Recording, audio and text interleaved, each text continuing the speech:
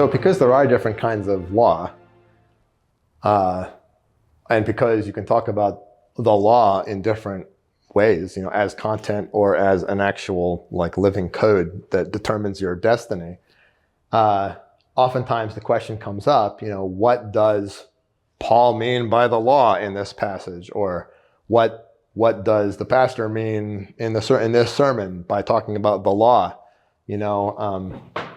If you happen to be part of some sort of a Hebrew roots cult, the law is going to mean something different to you than if you're listening to a Lutheran sermon.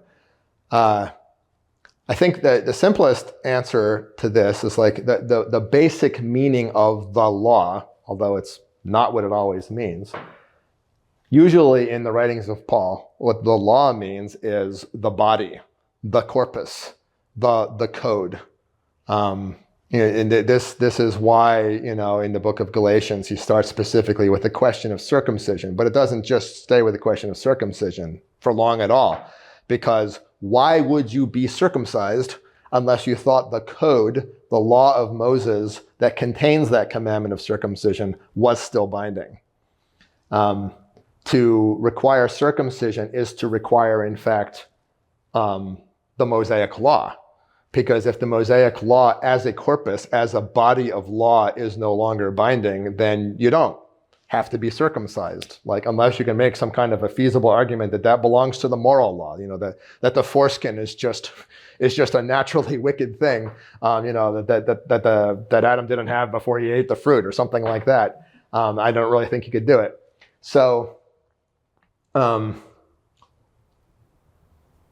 idea there is the ceremonial parts of the law lose their ability to bind you if the whole corpus of the Old Testament law has lost its ability to bind you. If the corpus has been fulfilled, then the things that were in that corpus, strictly because God said so at one time and place for a certain group of people, like in the garden, don't eat from that tree.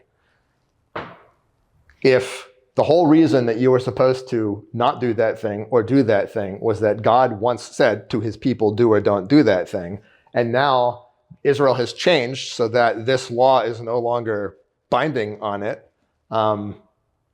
then you don't have to do it anymore. You don't have to get circumcised anymore. You don't have to keep kosher anymore. You don't have to, observe the holy days and the Sabbaths anymore. And this is all, this is the ceremonial law. So this is how the ceremonial law goes by the board. It's because that was all preparation for Christ. That was all teaching Israel in advance what to expect when Christ came, and Christ is the fulfillment.